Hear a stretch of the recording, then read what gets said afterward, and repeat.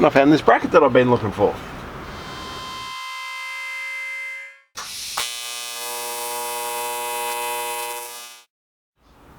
Got a corgi on a pedestal. Alright. In the last Brumbity video I said I was going to clean up the brakes or go to the wreckers and find another set. Now, the Outback that was at the wreckers, well, it had been sitting for a number of years, so all the brakes were pretty shot. Rusted as heck. So, I went and bought some brand new ones. The thing with these is that, apart from the area that's working, the rest of it's just raw steel and they rust. When you've got alloys with big holes through them, you can see all this and it's rusty and looks horrible. So, I've got some high temperature paint. It's rated for 650 degrees Celsius, so we're going to clean these down, mask off the work area where the brake pads touch, and we're going to paint all the inners. So, I'm doing that first. It's not necessary, but it will make it look nicer. What do you think, Shed Corgi? Cool, so clean up, paint, assemble.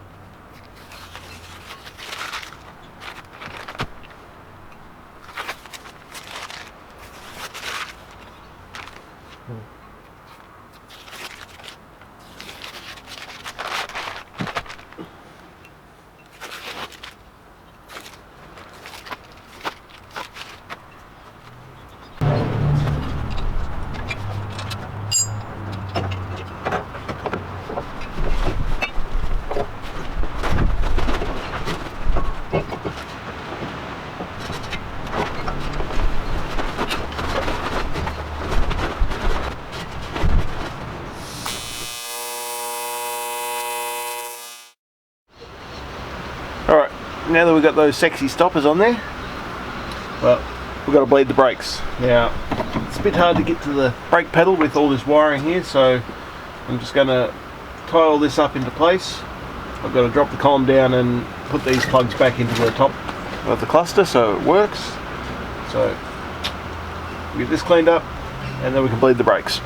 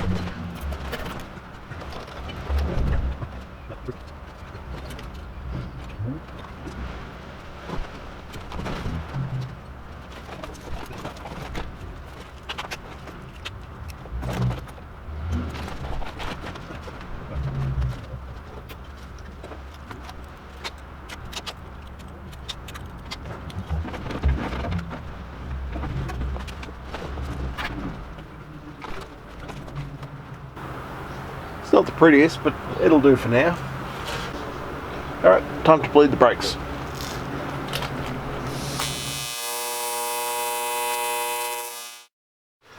So this is what I normally use for bleeding the brakes. Bottle, piece of fish tank bubble tube, and a little bit of silicone line. That normally just straight onto the bleeder nipple, but you need 2 people. So I've gone and bought this morning. Now in the end here, I believe it's got a one-way valve so that fluid can flow through this way, but it can't blow back. Well, we'll see how it goes.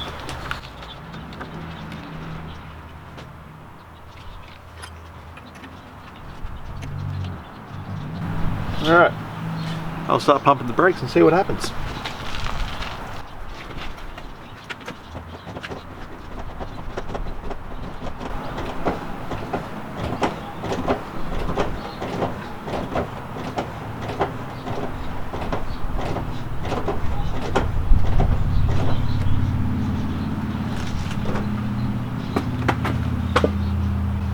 Well, that was easy. Crack, tighten him up again, take this onto the next wheel and have it go until all the bubbles come out. I'll go around and do each wheel twice just to make sure, and then we'll get back to you.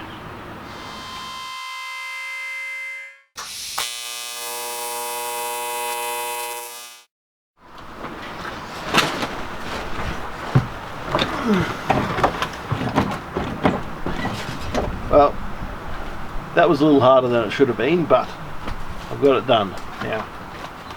That little thingy, cannot recommend it at all. It was rubbish. It had a little spring. I assume that was to push over the tubes to keep it locked onto the bleeder valve, but yeah, it just didn't work. All it managed to do was blow the hose off and squirt brake fluid all over the inside of the wheel arch. So went back to the old trusty method.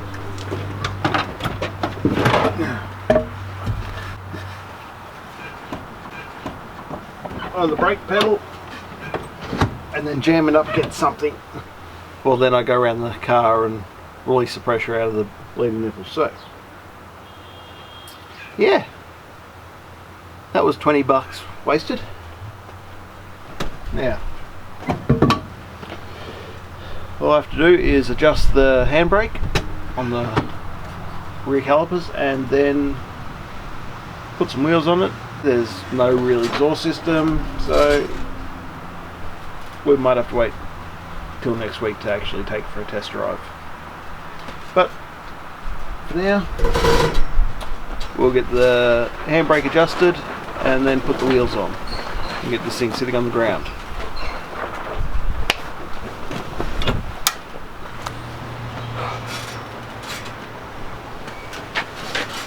So I got the brakes on, they're all bled, got the wheels on, they're all done up tight, pumped air in, so now it's time for the test drive. Now, I'm only going to go to the end of the driveway and back, but it's got, well, straight out headers, so watch out if you're on headphones.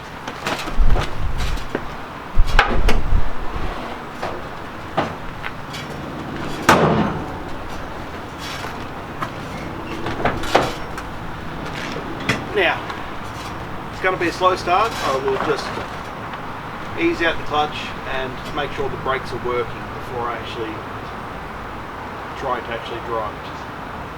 So, see how we go.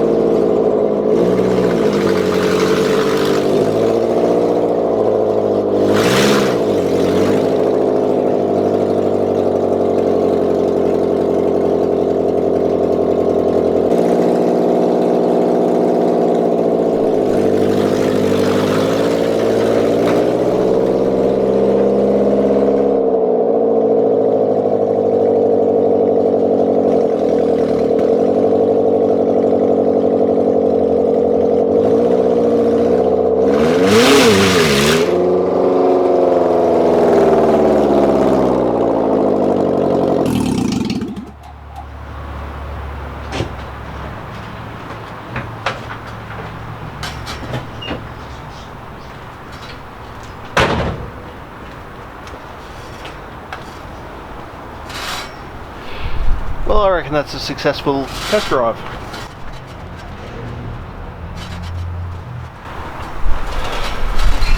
Now, I think I'm going to leave it there for this week. As always, customise everything.